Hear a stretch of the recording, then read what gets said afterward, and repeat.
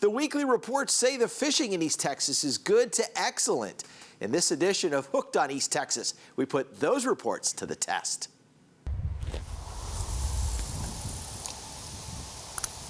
If you're looking for a fish story, you've come to the right place. Meet Billy Hart. He's been fishing for 70 years, taught 7 nieces how to fish. They married guys who Billy says had never eaten a fish. And I found that hard to believe, especially being they're all Texans. Yeah.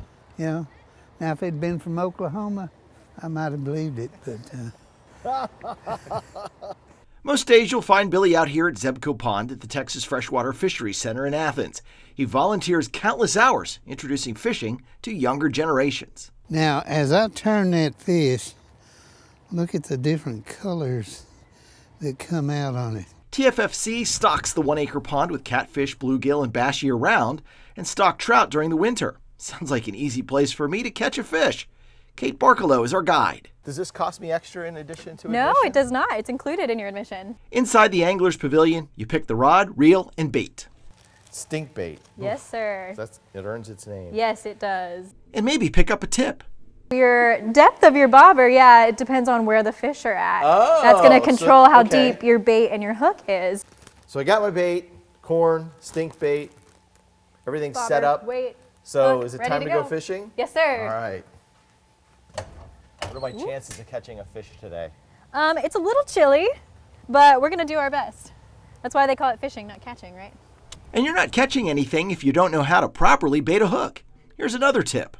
So what you're going to want to do is actually kind of mold it on and around your hook. Hooking a fish is about patience, luck, and knowing the right place. Unplugging, unwinding, and Barkalow says, learning. And they come through our visitor center and we tell our stories and we hope that they enjoy them and they take away something, making that connection with our natural resources. But most of all, being outside. I sure hope you do catch a fish and have a nice time. But if you're fishing for a nice time, you'll never be disappointed. Here, you grab him. Reel him in. Woo! Look at that.